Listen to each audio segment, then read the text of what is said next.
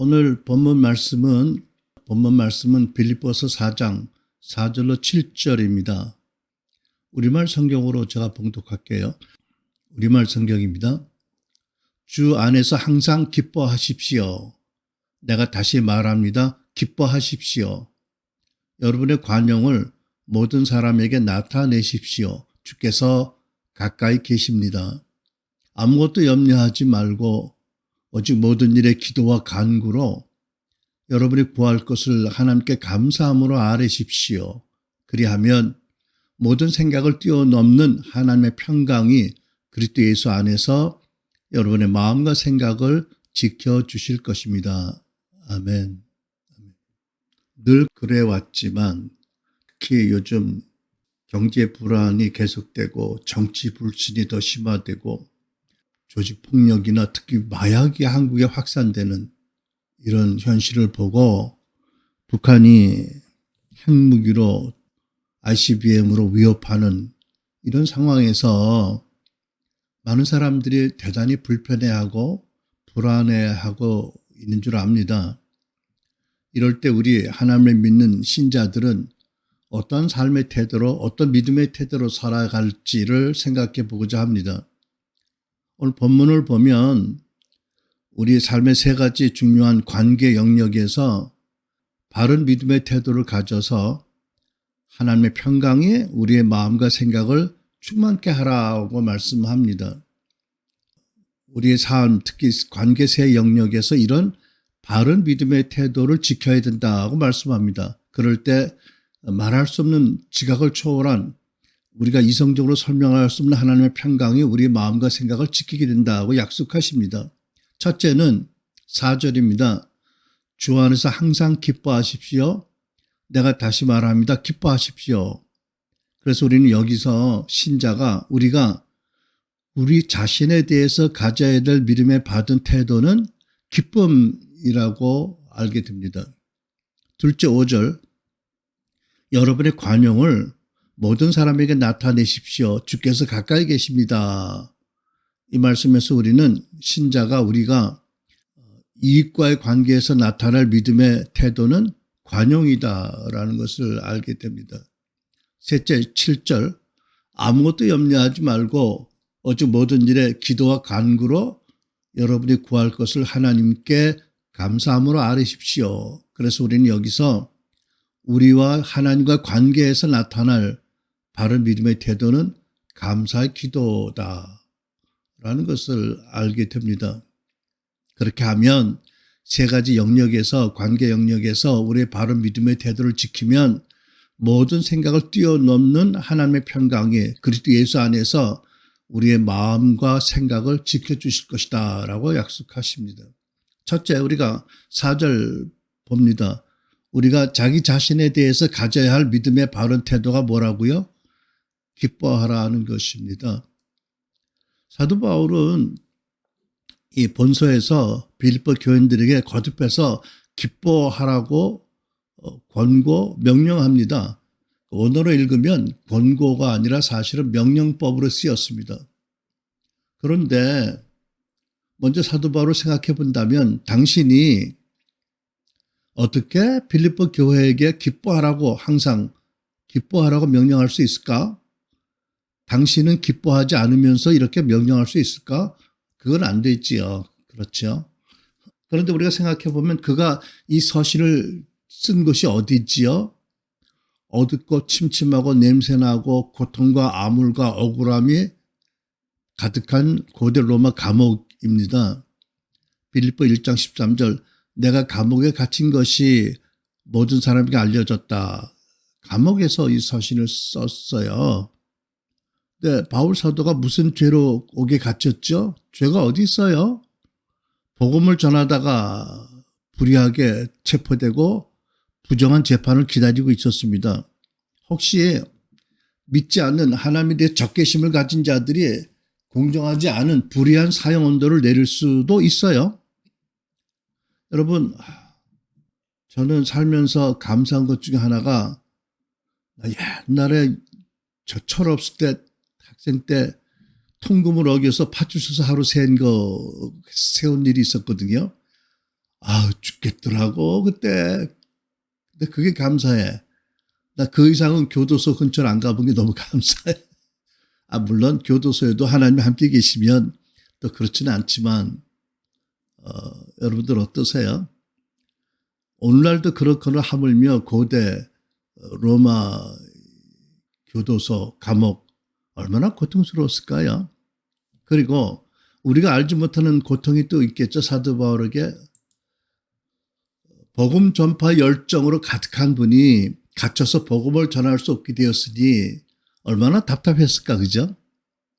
물론 그 대신 기도하시고 편지 써보냈지만 직접 사람들에게 복음을 전하는 그 영광스러운 특권을 누릴 수 없으니까 사도 바울은 굉장히 답답했을 것 같아.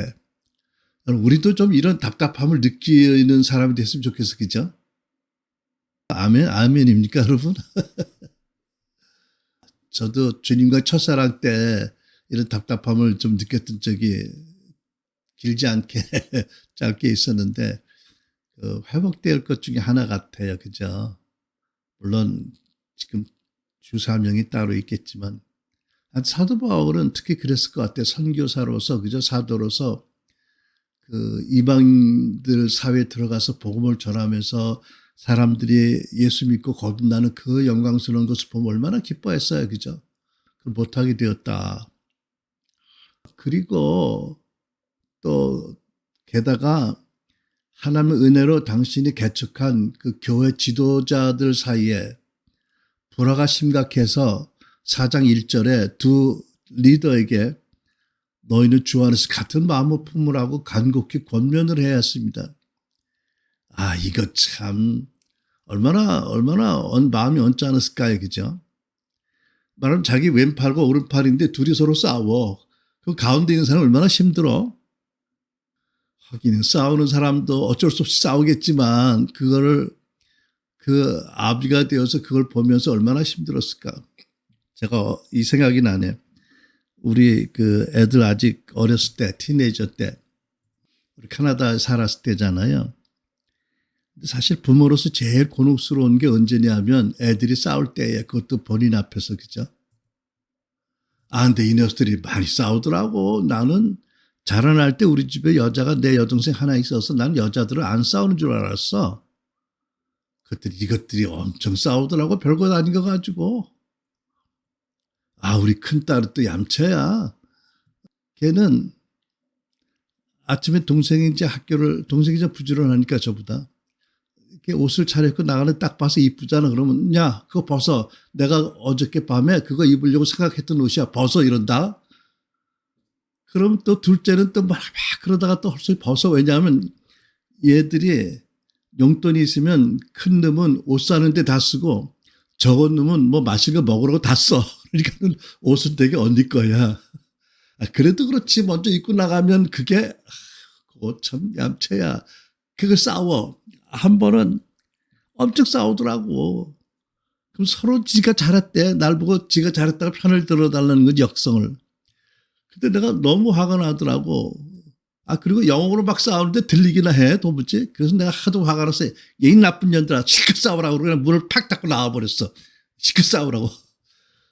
그랬는데 이거 은혜 받은 그 영적 리더들이 서로 싸우면 얼마나 힘들까, 사도가. 그럼에도 불구하고 당신이 심령 안에 기쁨이 넘쳤기 때문에 밖에 있는 빌립보 교인들에게 항상 기뻐하라고 말씀할 수 있었던 거지요. 나도 이 속에서 기뻐하는데 너희들이야 하물며 이런 말씀이겠죠. 그죠? 근데 어떻게 사도 바울이 감옥 속에서 로마의 옥중에서 또 여러 가지 사정에도 불구하고 그렇게 기쁨을 가질 수 있었을까? 4절을 보니까 주 안에서 항상 기뻐하라고 기록하신 걸 보면 사도 바울의 기쁨의 근원이 주 안에서, 그러니까 예수님 안에서라는 거잖아요. 그죠? 어떤 환경이 아니라는 거지요. 주님 안에서 기쁨을 받는다는 거잖아요. 제가 믿기로 사도 바울은 항상 본래 자기가 어떤 존재였으며 주님께서 어떤 은혜로 구원하시는지를 항상 잊지 않았고 거듭 그걸 생각하면서 감사했다고 믿습니다. 기뻐했다고 믿습니다. 사도 바울은 우리가 알기로 하나님을 율법적으로 열심히 섬기는 그 봉사로 크리스찬들을 대적하고 끌어가고 핍박하고 배도시키고 뭐 많은 죄를 지었지요. 그러니까 자기가 어떤 죄인인지를 어떻게 잊겠어요? 더 나가서 사도로서 생애를 다 마칠 즈음에도 사도 바울은 놀랍게도 자기가 죄의 괴수라고 고백을 합니다. 디모데전서 1장 15절. 이 말씀은 믿을 만한 것이요 또한 모든 사람이 받을 만한 말씀이다. 곧 그리스도 예수께서 죄인을 구원하시려고 세상에 오셨다는 것이다. 죄인 가운데 내가 가장 악한 사람이다. 죄인의 괴수다. 근데 이 말씀을 보면 현재형으로 쓰였어요. 죄인의 괴수였다가 아닙니다. 내가 지금 여전히 죄인의 괴수다. 왜 그랬을까요? 여러분 이게 이해가 되세요? 당신이 하나님의 감동으로 새 피조물이다. 하나님 말할 수 없는 구원을 받은 자다. 하나님이 어떤 분이다. 우리 아버지다. 뭐 이렇게 막 서술한 분이 사도 바울이잖아요. 그리고 부활하신 예수께서 자기 안에 계셔서 자기를 이끌어 가신다. 교제하신다. 내 안에 사는 것은 그리스도라고 고백한 분이잖아요. 그리고 빌립보 4장 13절에 나에게 능력 주시는 자 안에서 그분 예수님 안에서 내가 모든 것을 할 수 있다라고 고백한 사람이 있잖아요. 또 하나님께서 모든 영광 가운데 풍성한 대로 쓸 것을 다 채우시고 자기를 주님과 같은 형상으로 화하해서 영광에서 영광으로 이르시게 할 것을 확신하고 쓰신 분이 있잖아요. 그런데도 사도로서 사역을 다 마쳐가는 시점에 현재적으로 죄인의 괴수라고 고백을 해요. 그러니까 우리는 죄를 너무 협의적으로 소극적으로 해석을 해서 하지 말아라 하는 것을 한 것을 죄라고 한다면 더 이해가 안 됐지만 죄라는 것이 말씀의 기준을 벗어나는 것, 목적을 벗어나는 것이라고 본다면 하나님의 엄청난 계시와 은총을 받을 만큼 상대적으로 너무나 부족한 자기를 보면서 죄인이라고 하지 않았을까 이렇게 설명하기 어려운 공감은 있습니다. 여러분 어떠세요? 물론 그리스도 안에 의인이 되었고 물론 영광으로 변화되고 있는 과정이 있지만 참 말로 설명하기 어려운 그런 곤혹스러움이 있지만 사도 바울은 자기가 죄인의 괴수래요. 저도 저를 그렇게 믿어요. 한면으로는 놀라운 은혜를 입었고 하나님의 아들이고 하나님의 종이고 합력의 선을 이루시고 사랑을 받는 줄 알면서도 한편으로는 내 안에 선한 것이 없고 정말 나는 괴수다, 죄인의 이런 느낌을 늘 갖습니다. 사도 바울은 비록 옥에 갇혔지만 하나님께서 모든 것을 합력의 선을 이루실 것을 믿으셨어요. 또 사도 바울은 자신에 대해서 기뻐한 것을 생각해 본다면 자신의 존재 목적이 자신의 행복이나 성공이 아니고 사역의 성공이 아니고 그죠? 살든지 죽든지 그리스도를 존귀하게 되는 일에 모든 목적을 삼고 있어요. 그래서 비록 감옥에 갇혀서 고통을 겪고 근심할 수 있는 많은 여건들이 있지만 불의한 재판을 기다리는 처지였지만 주 안에서 엄청 기뻐해서 감옥 밖 교인들을 향해서 이렇게 주 안에서 항상 기뻐하라, 다시 말하러 기뻐하라고 외칠 수 있었다고 믿습니다. 여러분, 사도 바울은 그 기쁨의 근원을 주 안에서 찾은 거지요. 자기의 개인의 성공, 사역의 성공, 이런 것을 기쁨의 기준으로 삼았다면 그는 낙심할 수밖에 없어요. 그 환경에서. 그런데 주 예수 안에서 하나님이 이미 베푸신 은혜를 베푸신 구원, 자기가 예수 안에서 어떤 존재가 되었는지, 주님과의 관계, 자기의 존재 정체성, 무엇보다 예수님 그분이 기쁨의 근원이 된 것입니다. 그래서 어떤 상황에서도 기뻐할 수 있었고 베드로전서 1장 8절 영광스러운 즐거움으로 충만했던 것입니다. 우리는 어떻습니까, 여러분? 우리가 일상을 살아가면서 많은 어려움을 겪습니다. 크고 적은. 그죠?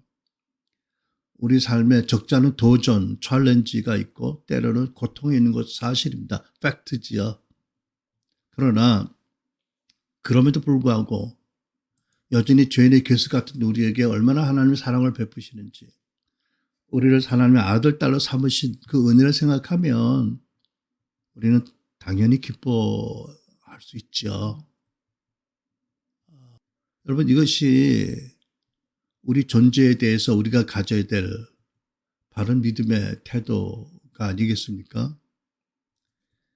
요즘 사람들은 모르겠지만 우리가 어렸을 때는요, 그 기차가 참 열악했어요. 특히 완행열차라는 게 있어요. 그중에 또 야간 완행열차는 끔찍했어요. 여러분, 우리 그 수학여행 갈 때 보면 경주까지 되게, 그때 경주 불국사 갔잖아. 되게 완행열차 타고 가, 그죠? 비용을 아끼려고 그랬겠지. 이거는 운행 시간표가 없었어. 그때는 내가 생각하기에. 가다가 이를 모를 역에 정차를 해. 아마 뒤에서 오는 빠른 열차를 먼저 보내기 위해서 그러겠지. 한번 섰다 하면 언제 갈지 누구도 몰라. 방송도 없어, 그때는. 거기는 여름이면 문을 열잖아, 차창을. 에어컨이 없으니까. 파리 모기들이 엄청 들어오고, 아무튼 요즘은 상상하지 못할, KTX 타고 다니는 사람은 상상하지 못할 그런 형편인데, 어느 날 무더운, 그것도 찌듯이 무더운 여름밤에 완행열차를 사람들이 타고 가는데, 기차가 덜컹 서면 사람들이 다 안색이 나빠지잖아, 그죠? 미간을 찌푸리고. 근데 그 중에 한 아이가, 중학생쯤 된 애가 기차가 트면, 덜컹 쓰면은 너무 기뻐서 얼른 후다닥 내려갔다가 어디 가는지 있다가 다시 기차가 덜컹하고 움직일 때면 헐렁떡 뛰어오는 놈이 있어. 너무 기쁨에 충만해. 그래서 주변에 있는 어떤 아저씨가, 야, 임마, 너 뭐가 좋으냐? 기차가 서면. 그랬더니, 아저씨 알아요? 이 열차 기관사가 우리 아빠예요, 아빠. 그래서 기차가 서면 아빠한테 기관사를 쫓아가서 놀다가 아빠가 이제 간다, 자리로 가라 그러면 쫓아오는 거예요. 얘는 열차가 서는 게 그렇게 기쁜 거야. 왜? 아빠가 기관사니까. 여러분, 우리 인생의 열차의 기관사가 누구야? 예수님이고 아빠 하나님이잖아. 그죠? 혹시 덜컹해도 그렇게 남들 겉에 찌푸리고 짜증내고 이럴 거 아니잖아. 그죠? 맞나? 말은 맞지요? 말은 맞지요? 여러분, 우리 모두에게 어떤 도전과 문제와 고통과 답답함이 있는 게 팩트, 사실이에요. 그렇다고 해서 믿음을 가졌다고 이런 팩트를 이성적으로 부인하라는 건 아닙니다. 호주의 그 타조가 제일 빨리 달리는 그 동물이잖아. 그죠? 이 사람들이 말 타거나 찝잘 타고 타조를 쫓아가면 잡으려고 이놈이 도망가다가 힘이 딸리고 잡힐 것 같으면 어떻게 한다고요? 그 대가리를 모래속에 푹 파보는데 끔찍해서 안 보겠다는 거지. 그럼 가서 그냥 딱 목줄기를 잡고 묶으면 된대. 여러분, 그렇게 호주 타조처럼 현실을 부인하라고 모래속에 푹 박으라고 머리를 박지도 못하지. 우리는 능력이 안 되지. 그런 건 아니에요. 그죠? 여러분, 우리는 그 팩트를 사실 그대로 인정하지만 팩트보다 더 위대한 살아있는 진리, 예수 그리스도, 그죠? 하나님께서 그 아들을 희생시키셔서 그로 말미암아 우리를 구원한 우리 존재, 구원받은 존재, 그 은혜의 존재로 인해서 기뻐하라는 것이요. 여러분 동의하세요? 아멘. 두 번째입니다. 우리가 가져야 될 믿음의 바른 태도, 이익과의 관계에서 관용입니다. 5절. 근데 본문의 관용이라는 단어의 뜻은 이렇게 설명하고 싶어요. 옳은 것보다 무언가 더 큰 거. 그러니까 그 틴데일이라는 주석을 보니까 관용을 graciousness, 은혜로움이라고 번역하는 게 가장 좋다라는 내용이 있더라고요. 그러니까 관용이라는 것은 은혜로움, 덕스러움, 관대한 용납입니다. 그죠? 여러분, 사람이 항상 정확하다고, 항상 옳다고 그래서 그 사람의 인간관계나 사회생활이나 가정에서도 모든 게 잘 돌아가든가요? 어떠세요, 여러분? 예를 들어 자녀를 키울 때 매사 잘못하거나 부족한 걸 볼 때마다 지적하는 게 결코 지혜로운 건가요? 아니요. 때로는 알면서 모른 척할 필요도 있는 거예요. 그죠? 그리고 하나님께 올려드리고 기다릴 줄은 관용이 있어야 됩니다. 그래야 아이들이 절망하지 않습니다. 나는 우리 그 간증이 늘 기억이 나. 엄마 핸드백에서 늘 돈을 세뱃댔잖아, 2년 동안. 처음에는 조금, 그 다음에 커져서 10,000원씩. 근데 2년을 그랬는데 엄마가 모르는 척하고 기다려주더란 거예요. 엄마가 왜 몰랐겠어요? 10,000원이 적은 돈이에요. 매일 없어져 봐요. 그걸 모르는 엄마가 어디 있어. 그런데 그 엄마가 어떻게 했을 것 같아요? 아들에게 관용을 베풀고 기다려준 거죠. 하나님이 책망하시고 깨닫도록 회개하도록. 와, 참. 그 어머니 대단하셔. 아, 여러분, 우리가 가족들 관계에서도 하물며 교회, 영적 가족 사이에도 관용이 많이 필요합니다. 그죠? 우리가 사랑 가운데 옳은 말을 하라고 하셨지만 옳은 말을 할 때도 필요하고 옳은 말이 필요하지만 사랑 가운데 해야 된다는 거죠. 그러니까 관용이 먼저라는 뜻이겠습니다. 어떻게 우리가 말씀처럼 모든 사람에게 관용할 수 있나요? 왜 사람들 가운데는 좀 편한 사람이 있고 좀 불편한 사람이 있잖아. 그죠? 여러분 어떠세요? 나는 똑똑하다 이런 사람들 앞에 내가 좀 긴장이 돼. 아, 이 사람이 똑똑해서 내가 혹시 해를 보지 않을까? 나같이 어리석은 사람이 이런 긴장감을 갖게 돼. 여러분들 어떻습니까? 그렇지만 모든 사람에게 관용하라고 그러세요. 어떻게 우리가 모든 사람에게 관용할 수 있나요? 본문은 이렇게 말씀합니다. 주께서 너와 가까이 계심을 알 때 그렇게 될 수 있다는 거예요. 여러분, 우리 그 금요 기도회 때 내가 누구라고 지적을 안 하지만 몇 사람 안 모였는데 금요 기도회 때 예수님이 그 친구한테 오셨잖아. 그죠? 근데 그 간증을 듣고요. 야, 우리 몇 사람 안 모이는 금요 기도회 예수님이 함께 계셨구나. 그러다가 당신을 나타내신 거구나. 참 감사하다. 여러분, 그렇게 주님이 우리와 가까이 계세요. 그죠?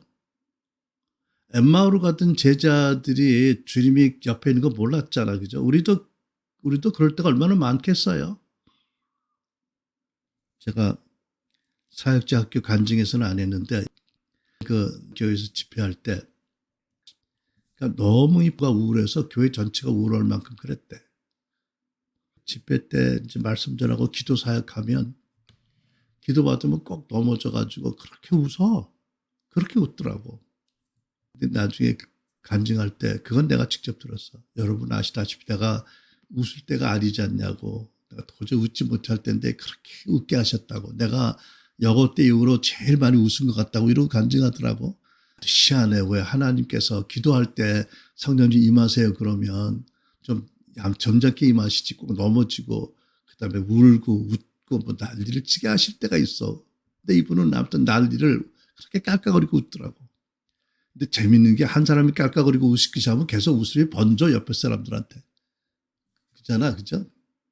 근데 이분이 마지막 날 새벽 기도 때, 새벽 기도는 담임 목사님이 하셨으니까 기도 때 나오는데 밖에 세우는 차가 밤에 눈보라가 쳐가지고 홀이 키가 안 들어가는 거 얼음이 채워져서 엄청 힘들었대요. 춥고 무섭고 바람은 차고 관둬야 되나 가야 되나 뭐 이러다가 어떻게 하다 결국은 이제 문을 열고 시동으로 교회로 왔고 예배 참석하고 기도에 참석하고 저녁에 그날도 이렇게 안수하는데 또 넘어져서 그렇게 웃더라고. 이 간증은 자기 담임 목사님에 관한 간증이야. 넘어서 웃고 있는데 주님이 오셨대요. 그랬더니 그러셨대. 너 아침에 너무 무서웠지. 추웠지. 아무튼 떨었지. 근데 너 내가 바로 네 옆에 있는 거 몰랐지. 그러시더래요. 근데 주님이 어떤 아기 보기에도 흉측하고 아주 조그맣고 파리한 아기를 안고 있더래요. 내 집사님이 누군지 알았어. 그게 누구였게. 얼마나 울었을까요? 울고 있는데 아기가 주님의 품 안에서 점점 자라더니 너무 예쁜 아기로 출산할 정도의 아기, 깨끗하고 예쁜 아기가 되었더래요. 주님이 내가 너에게 치유의 기름 부으심과 중보자의 기름 부으심을 부어준다. 너는 목사님을 잘 섬겨라. 교회를 잘 섬겨라. 그리고 아기를 안고 가셨대요. 내가 그때 낙태 설교 안 했거든. 와, 주님이 돌이켜보면 너무 감사하고도 두려운 일인데 그 현장에도 있었던 거 아니야, 그치? 또 그럼에도 불구하고 치를 떨고 돌아서지 않고 함께 계셨어, 그죠? 누구한테도 말 못할 그 아픔을 치료하셨어요. 와, 여러분, 예수님이 우리와 늘 함께 계심을 우리가 알도록 하나님 얼마나 다양하게 당신을 나타내세요. 물론 기도의 응답으로 또는 레마의 음성으로 다양한 나타나심으로 또 꿈과 환상으로 또 말씀을 열어주시고 가르치심으로. 그런데 그 주님께서 우리 모든 실수와 허물과 죄악을 다 보시고도 옆에서 때마다 질책하시거나 버리지 않고 관용하시고 회개로 인도하시고 치유하시고 잡아주시잖아. 다윗이 뭐라고 고백해? 18절에 18장 35절에 주의 온유하심이 나를 크게 하셨나이다. Your meekness makes me great.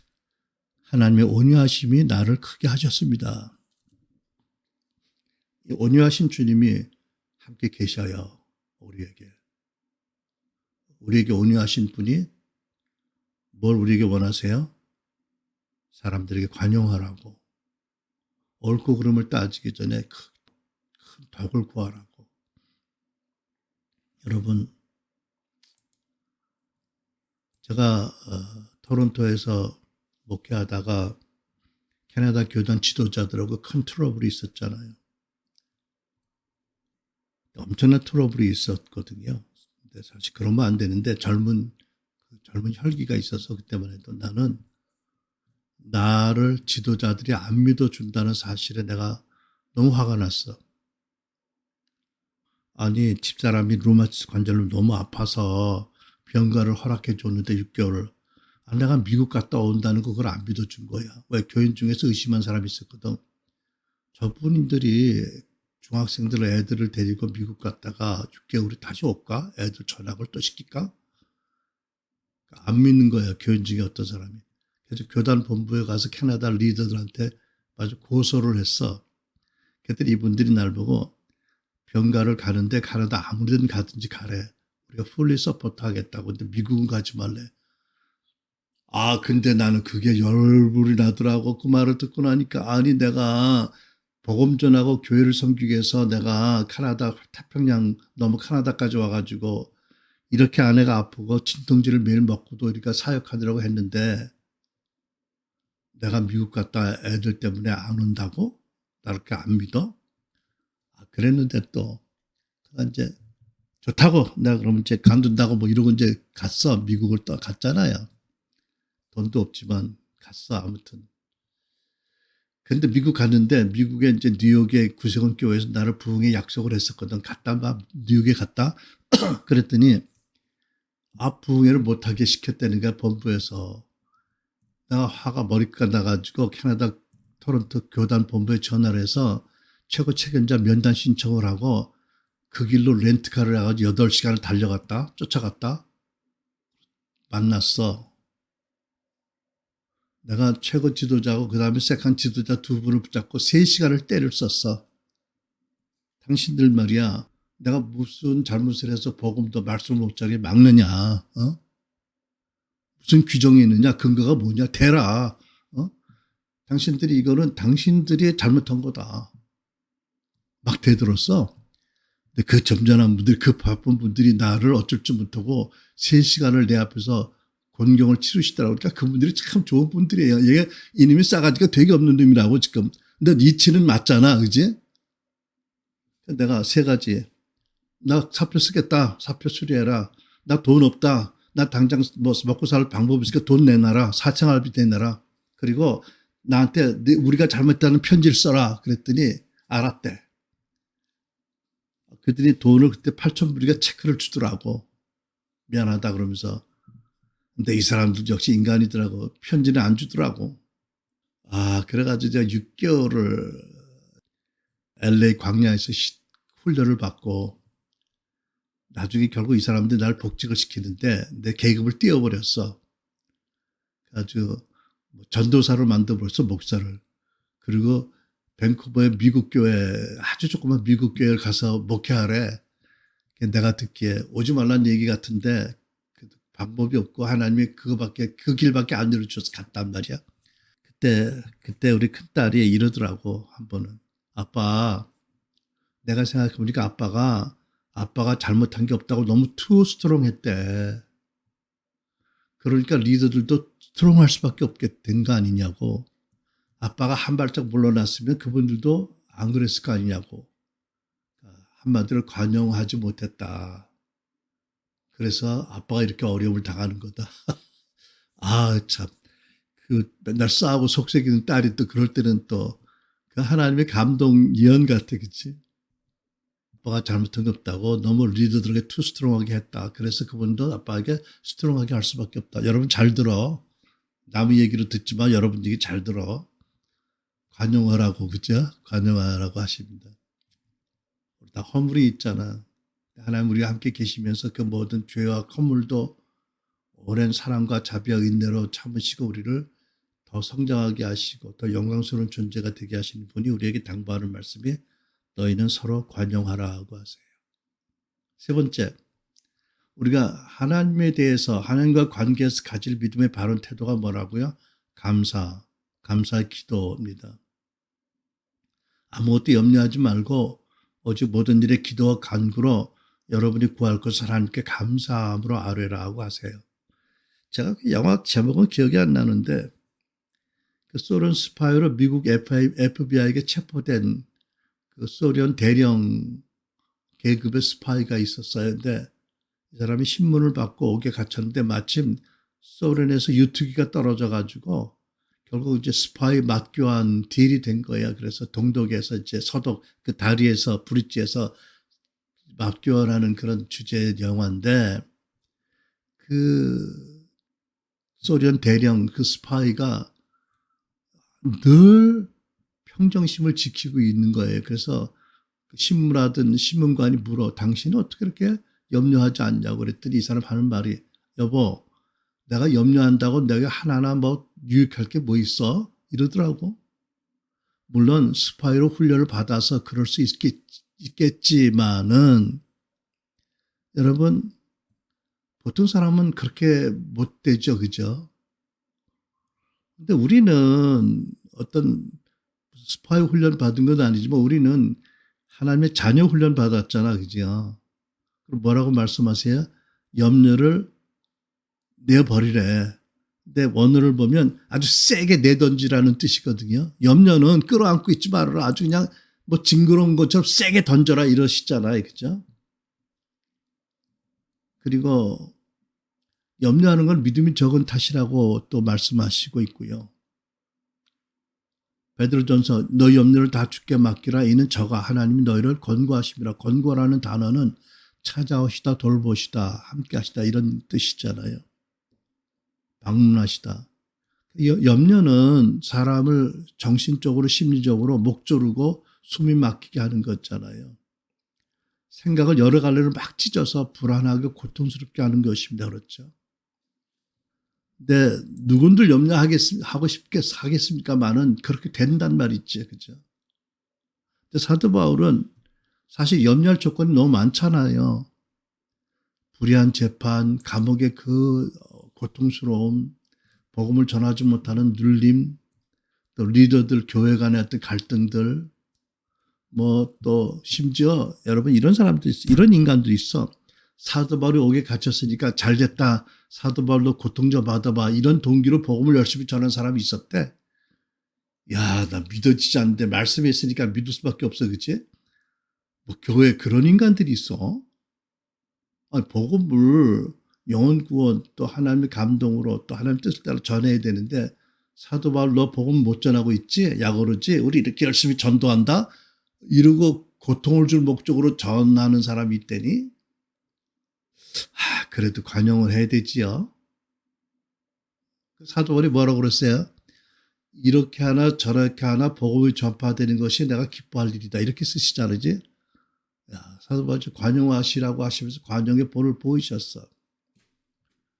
여러분, 우리가 참 살다 보면 참 염려할 일이 많고 힘든 일이 있어요. 그치?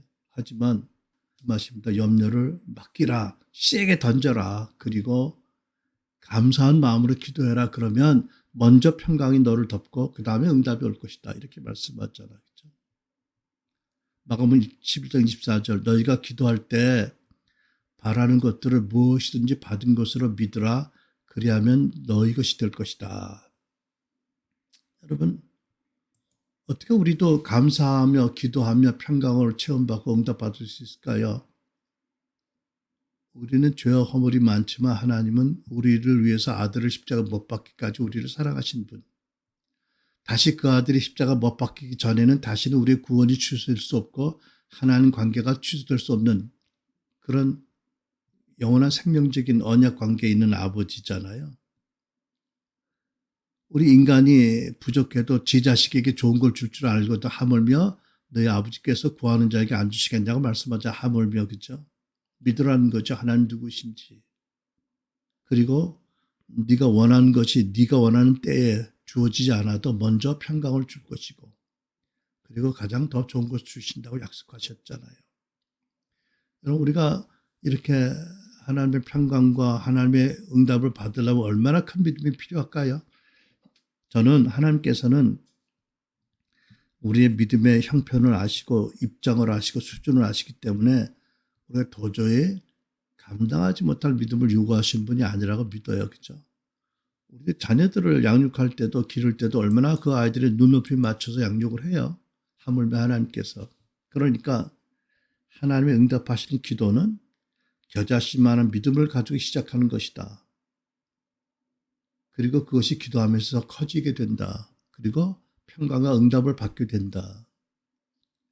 하나님 원하는 기도는 먼저 정직하게 내 마음에 어떤 생각이 어떤 원하는 것이 있는지를 알고 이어서 하나님 앞에 열린 마음으로 열린 영으로 하나님이 뭐라고 말씀하는지 들을 수 있는 그런 자세를 유지하고 있는 것이 계속 기도하는 것이다.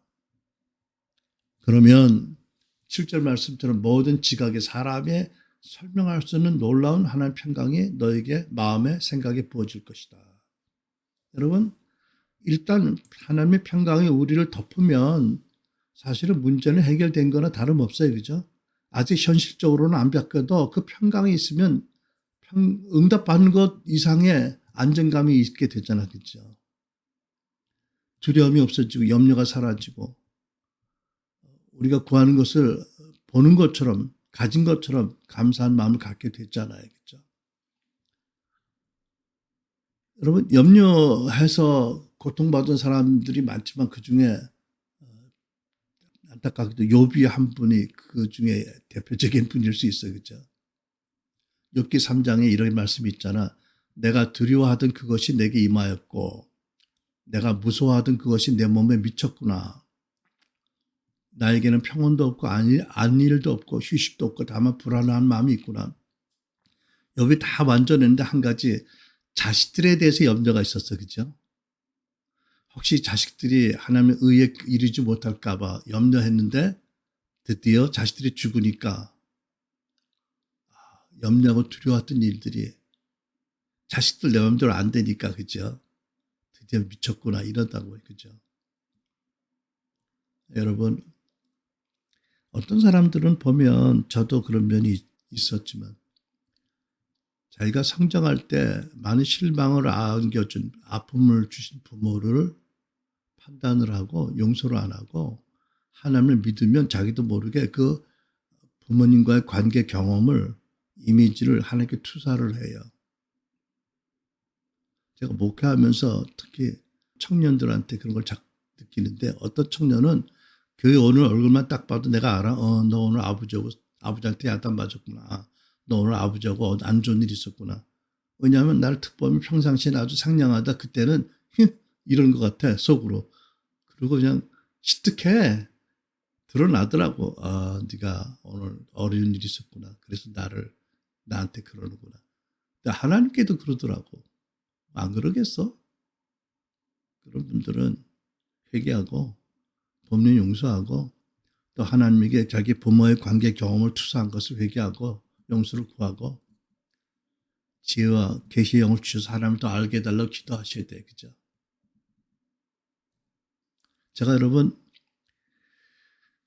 저는 사실 이렇게 나이 75살 넘게 살 줄 몰랐어. 나는 뭐 멋진 줄 알고 어려서 짧게 굵게 산다고 맨날 했거든.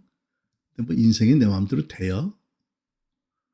그래서 제가 40년 목회를 했네요. 돌이켜보면 참 우여곡절이 참 많은 삶을 사는 것 같아요.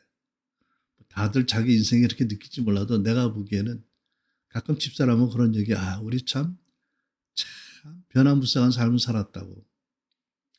그러니까 그래프로 그리면 막 올라갔다 내려갔다 뭐 죽과 널뛰듯이 뭐 그럴 것 같아. 나 주식은 안 하는 사람이지만. 근데 여러분, 내게 변화오는 하나의 선이 있습니다. 내 인생에. 내 인생을 그래프로 그리면 올라갔다 내려갔다 뭐 이러잖아요. 그죠? 뭐 덕골 같은 성회를 개척했을 때는 높이 올라갔다고 쳐. 밑으로 또 곤두락질 치는 경우가 있거든. 이런 게 있더라고. 하나님 나라에서 내 경우는 보면 어떤 봉우리에 올라간 것 같아. 그리고 그 다음에 다음 봉우리 좀 더 큰 봉우리 바로 올라갔으면 좋겠는데 꼭 밑으로 계곡 밑으로 내려온 다음에 다 내려온 다음에 다시 올라가게 하시더라고. 이게 그냥 은혜로 점핑하면 좋겠는데 은혜의 날개를 타고 그치 독수리 날개치며 이 봉우리에서 저 봉우리를 가면 좋겠는데 나는 그게 안 되더라고. 내가 그게 무슨 뭐 나의 어떤 독특한 이유 때문인지 모르는데 어디 올라갔다 싶으면 또 쫙 내려와 또. 거기서 그냥 회한과 뭐 수치감과 뭐 이런 게 있고 그 다음에 또 막 올라가. 기억할 거는 그때도 내 스스로 어떤 높이에 있었다고 생각할 때도 하나님 나와 계셨고 바닥으로 떨어질 때도 함께 계셨어. 그죠? 나한테 스스로에게 관용하라고 말씀하시는 것 같아. 근데 그 내 인생에 변하지 않는 전화불변하는 그런 그래프가 하나 선이 딱 있어요. 뭔지 아세요? 내가 나의 인생의 감사를 구분하는 선이야. 기준선. 여러분 제가 생각해 보면 78년부터 기사가 있는 자가용 타고 다녔잖아요. 그때는 사실 집에 차들 거의 없었을 때거든. 비서도 있었고요. 또 어떨 때는 또 미친 짓을 해가지고 초음속 콩고도 여객기를 1등석 비행기 좌석보다 두세 배 비싼 걸 타고 뭐 출장 다닌다고 폼 잡고 다니기도 했잖아요. 근데 내 인생의 하나의 기준선이 어딘 건지 아세요? 제가 군대를 막 제대했더니 오랜 질병에 시달리고 사업에 실패하고 가난의 고통에 시달리던 아버님이 생을 마감하셨어. 나도 버림받은 거지. 그리고 채권자들한테 모든 걸 다 뺏겼어. 그리고 그중에 병원장 한 사람이 또 인심을 써서 교문이 그때는 시골이었거든. 거기 시골 농가에 방 2칸 월세방 얻어서 6 식구가 살았어. 먹을 양식도 없고 수치, 좌절, 아무 소망도 없고 사랑도 없고 믿음도 없고 고통과 절망. 그때의 나의 형편이 기준이야. 나의 기준. 난 그걸 나의 기준으로 삼기로 했어. 그리고 내가 살면서 그 기준 이하로 떨어지지 않은 한은 나는 감사해. 더군다나 성경은 구원받기 전에 나는 하나님을 대적하던 대적자고 나는 마귀의 저주와 고통과 다스림 속에 살았고 그리고 무의미하게 고통과 살다가 영원한 지옥불에 던져질 존재인 것을 알게 하세요. 근데 지금은 예수님께서 하나님의 아들 삼아주시고 예수님의 하늘 보좌 천국 보좌 함께 앉게 해주셨다. 말할 수 없는 은혜를 주셨다. 그럼 얼마나 감사해요 여러분. 사역이 잘 안 풀리는 것 같고 섬기는 교회가 크지 않고 내가 사는 생활이 남들같이 호사스럽지 않아도 감사해요. 왜? 내가 내 기준선을 아니까. 여러분들은 어떤 기준을 갖고 계세요? 어떤 기준을 가지고 여러분의 현재를 불만스럽게 여기세요? 여러분 정리합니다. 우리가 이제는 하나님의 십자가 은혜로 하나님 구원받은 자녀 되고요. 하나님 예배자가 되었고요. 성령님 임마누엘 하나님 모시고 사는 사랑받는 존재가 되어서 그런 우리 변화된 자신에 대해서 기뻐하는 마음을 갖습니다. 또 성령께서 늘 우리와 함께 계시고 우리의 실수와 잘못도 보시지만 늘 그때마다 책망하지 않고 늘 인내하시고 친절하게 또 자상하게 우리를 이끌어 가시기 때문에 우리에게 관용을 베푸셔서 우리도 가족과 지체들에게 이웃에게 관용하는 사람이 됩니다.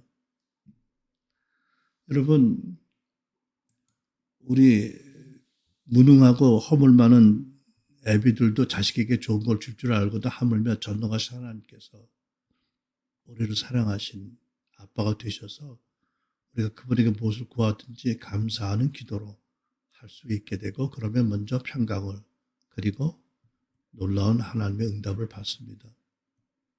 그래서 하나님과의 관계 소리는 늘 감사하며 감사로 기도하는 자들이 됩니다. 이렇게 하나님 평강을 받으면 더 하나님을 잘 듣게 되고 임재를 잘 느끼게 되고 천국의 영광과 기쁨으로 살게 되지요. 여러분 우리가 이 도전이 많은 격동의 위기의 시즌을 살면서 가정에서도 또 직장에서 또 사업장에서 여러 관계에서 당면하는 어려움이 있지만 본문의 교훈을 마음에 새기고 하나님 평강 가운데 하나님께 감사하고 영광을 돌리며 이 위기에 더 성장하는 저 여러분 되시기를 주 예수 이름으로 축원합니다. 아멘. 다 같이 기도하겠습니다.